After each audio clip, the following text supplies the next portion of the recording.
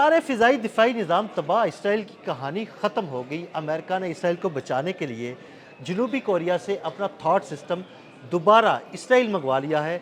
क्या ये thought system Israel की हिफाजत कर पाएगा? आमिर रज़ा से बात करते हैं। आमिर भाई, क्या जनूबी कोरिया से मंगवाया गया थॉट सिस्टम अब इसराइल की हिफाजत कर पाएगा? सर मारा है मैंने ऐसे ऐसे इसलिए नहीं कर पाएगा कि थार्ड पहले भी इसराइल के पास था। सही। कहाँ गया? तबाह हो गया। तबाह कर दिया गया। अब ये उस बात की तस्दीक है कि ईरान ने इजरायली दफाई निज़ाम या उसका जो आयरन डूम था, जिसके नीचे वो कहता था 5 लेयर्स जो है मौजूद हैं और 5 लेयर्स के अंदर कोई मिसाइल जो है दाखिल नहीं हो सकता, उसको तबाह बर्बाद कर दिया है। देखें, दो चीज़ों की तस्दीक जो है हो गई। एक तो ये कि पैट्रियट मिसाइल मंगवाए गए और पैट्रियट मिसाइल की बैटरीज जो हैं वो कहा गया जनूबी कोरिया से कि हमें दे दें। जनूबी कोरिया की पार्लियामेंट के अंदर खप डली कि आप कैसे कह सकते हैं कि हम आपको ये पैट्रियट दे दें, क्योंकि हमें शुमाली कोरिया से ख़तरा है। हाँ जी, बिल्कुल। और हम क्या करेंगे? उसके बाद अमेरिका ने कहा कि आप तक जब बैटरीज आएंगी तो हम आपको वापस करेंगे। जंग जून में भी मैं आपको एक बात बता दूं, जो 2025 में लड़ी गई थी, उस वक्त भी इन्होंने जून जुलाई के अंदर इन्होंने पैट्रियट की बैटरीज जो थी मंगवाई थी, क्योंकि ईरान हमला कर रहा था। इन्होंने मंगवाई और अक्टूबर में जाकर उनको वापस की थी। अब वहाँ पर बहस ये है जनूबी कोरिया की कि हम पे अगर शुमाली कोरिया हमलावर होता है तो क्या करें, लेकिन वहाँ की गवर्नमेंट, क्योंकि अमेरिका की तो पहली गवर्नमेंट है, वो इनकार नहीं कर पा रही है। अब उन्होंने कहा है कि पैट्रियट तो आ गए, थर्ड भी दे दें। इसका मतलब ये है कि वो जो इजराइली सिस्टम्स हैं, जो कि पहले से भी थर्ड है और पैट्रियट है, वो ईरान नकारा कर चुका है, तबाह कर चुका है। मिला के ही एक आयरन डूम सिस्टम बनता था ना, इसका मतलब है आयरन डूम सिस्टम तो तबाह बर्बाद हो गया ना। देखें, आयरन डूम का तो मैंने पहले ही आपको बता दिया कि वो ख़त्म हुआ है, तो ये दूसरों से मांगे तांगे के मिसाइल मांग रहे हैं। यानी कि इंटरसेप्टर्स मांगने का मतलब ये होता है कि आपका इंटरसेप्टर्स ख़त्म हो गए हैं। और यही बात मैंने आपको रिपोर्ट भी की थी और मैंने कहा था कि एक मिसाइल को गिराने के लिए 11 इंटरसेप्टर्स छोड़े गए और एक इंटरसेप्टर की कीमत जो है वो $4 मिलियन है। तो आप सिर्फ अंदाज़ा करें, और ये मैं नहीं कह रहा हूँ, ये इंटरनेशनली स्टोरी थी।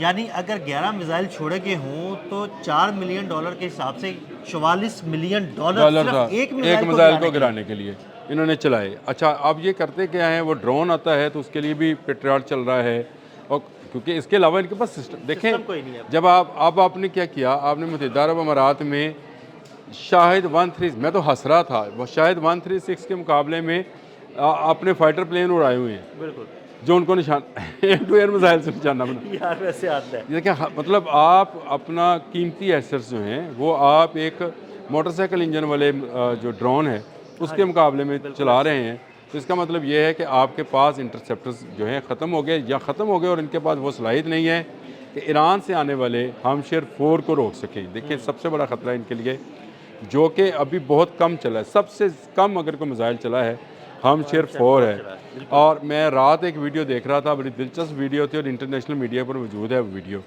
जिसमें उन्होंने दिखाया कि जब मिसाइल ईरानी मिसाइल आता है तो इनकी तरफ से इंटरसेप्टर्स जो हैं, जो पहले 11-11, 8-8 चलाए जाते थे, 2 चलाए गए, लेकिन वो 2 उस तक पहुँचे तो वो उन्हीं को डॉज करता हुआ ज़मीन से आ टकराया और धमाका होता है।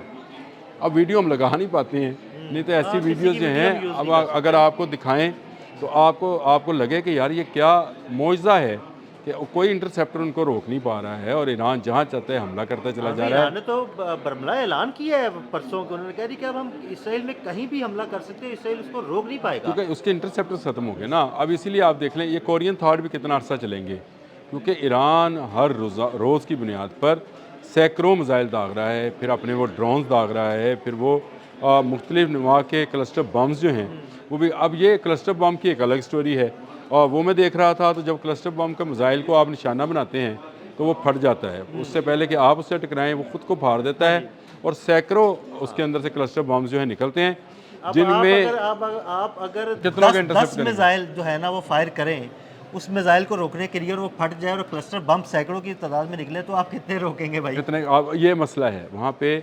देखिए, ईरान उनको हर आने वाले दिन के साथ एक नया सरप्राइज़ देता जाता है, डॉज करने का एक नया तरीका ढूंढता है, और इतनी बेहतरीन टेक्नोलॉजी होने के बावजूद उसको रोक नहीं पा रहा है।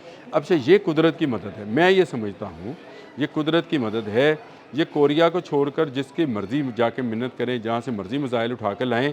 खुद अमेरिका में डोनाल्ड ट्रंप ने तमाम असला साज कंपनियों के चेयरमैन से मुलाकात की और उनसे कहा मुझे जल्द से जल्द असला बना कर दें, मेरे पास ज़ाहिर कम है। इसका मतलब यही था, लफ्ज़ ज़ाहिर कम मैंने अपनी तरफ से डाला है, लेकिन इसने मतलब कहा इसका मुझे यही जल्द है, से जल्द मतलब यही दें। है। तो उसको जो जवाब दिया था ना उन्होंने कहा कि मिस्टर प्रेसिडेंट, ये इतना आसान नहीं है कि आपको एक मिसाइल जो है आप कहें और रात को, ये डबल रोटी नहीं है बिल्कुल जिसको आप ओवन में एक पेड़ा बना के घुसेरेंगे और वो डबल रोटी बाहर आ जाएगी। 10 मिनट में हाँ, डबल रोटी आ जाएगी, लो जी नाश्ता कर लो। तो ये एक बड़ा बाकायदा सिस्टम है, बाकायदा प्रोटोकॉल्स हैं, बाकायदा चीज़ें हैं। आपको अभी भी अगर आप भिजवाना चाहें तो आपको 1 माह से ज़्यादा अरसा लगेगा। उसके बाद ईरान शेर हुआ। ईरान को समझ आ गया कि डोनाल्ड ट्रंप के पास अब कुछ नहीं मिडल ईस्ट के अंदर कुछ नहीं देखिए, बचेगा। मिडिल ईस्ट के अंदर तो कुछ बचा ही नहीं ना उनका कोई मिसाइल सिस्टम, उनका नाम मिसाइल, रडार सिस्टम, उनका कुछ नहीं बचा, कोई बेस नहीं बची। उनकी फ़ौजी अड्डा कोई नहीं बचा। बिल्कुल। और ना सिर्फ उनका फ़ौजी अड्डा नहीं बचा, बल्कि मैं ये हैरान हूँ कि जो बहरीन है या मुत्तहिदा अरब अमारात है या इराक है, कुवैत है, उनकी फ़ौजों का मोराल इस वक्त कितना डाउन होगा कि अमरीकी खुद को नहीं बचा पा रहे हैं। तो हम वो तो एक छतरी के नीचे बैठे हुए थे कि अमेरिका जो है ये हमें जब भी हमला हुआ मिडिल ईस्ट की तो हिफाजत का जिम्मा ही उसने लिया हुआ था ना। तो पूरा मिडिल ईस्ट और वो उसके कर भी पास है। सका, और वो कर भी आज के दिन का बयान बता रहा हूँ ईरान का, जो उन्होंने कहा कि आप इसको खाली करें, मिडिल ईस्ट को आप खाली करके जाएं, बिल्कुल। उस वक्त तक आपसे बात नहीं होगी। तो इसका ईरान मतलब ये ये है ईरान अब धमकाने पे उतर आया है और वो इनको मारेगा, घुस के मारेगा। और इसराइल पर आप मुझसे कह रहे थे कि ताबड़तोड़ हमले हुए हैं, जो मुझे अब डिस्कस किया कि यार वहाँ 30 हमले मजीद हो गए हैं। बिल्कुल। तो ईरान तो अभी जो है अभी और मजीद आप मुझे शाम तो लगता है कि अभी तो कहानी ईरान ने शुरू की है। आप आज का बयान पढ़ें उनके तर्जमान का। उसने कहा है कि आज हमने अल-कुद्स जो है बिल्कुल वो मनाना है। बिल्कुल ऐसे ही है। अल-कुद्स में क्या हुआ? अल-कुद्स में सहूनियों ने यानी यहूदियों ने मुसलमानों पर जो जुल्म किया है उसका बदला आज लेना है। उसने कहा आज हम आपको शो करेंगे अल-कुद्स का। और उसके बाद से आज एक बड़ा हमला होने जा रहा है। आज बड़े हमले आज से सुबह से शुरू हैं, फजर के बाद से 30 हमले किए हैं और उसके अलावा भी इनके 5th फ्लीट पर भी हमला हो गया है। आज के दिन की बात बता रहा हूँ। और इब्राहिम लिंकन के बारे में भी खबरें आ गई हैं, वो जैसे ही तस्दीक होती है हम उस पर वीलॉग भी कर लेते हैं।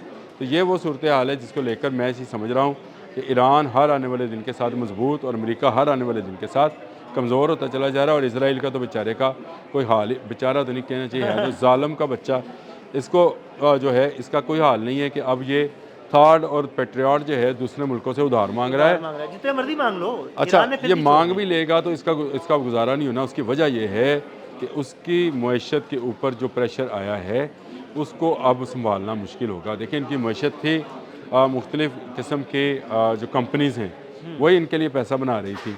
ये कंपनीज वहाँ से भाग रही हैं। अब इन्होंने जो असला था वो इस्तेमाल कर लिया। अब इन पर एक मुआशी प्रेशर आने वाला है जिसको ना अमेरिका बचा सकेगा ना इसराइल ख़ुद बच सकेगा। मुझे तो इनकी सियासत और इनकी मईशत जो है तबाह होती नज़र आती है। और उसका बेयन सबूत ये है कि आज जनूबी कोरिया से पहले पेट्रियट मांगे, अब थर्ड मांग लिए हैं। और आने वाले दिनों में ये कटोरा लेके पैसे मांगेंगे। मैं आपको बताऊँ जो मैंने कहा ईरान से तो मांगे ही मांगे, लेकिन ये कटोरा लेके पैसे मांगा करेंगे। मैं आपको दोनों का बता रहा हूँ, अमेरिका का भी और इसका भी। और अभी भी आपको बता दूँ अरब ममालिक अगर और 15-20 दिन महीना ना आए इस जंग में तो अमेरिका दिवालिया हो जाएगा। बहुत शुक्रिया आमिर भाई ने तातरीन सूरत हाल से आपको आगाह किया। आदिल अहमद और आमिर रज़ा को इजाज़त दीजिएगा। अल्लाह हाफ़िज़।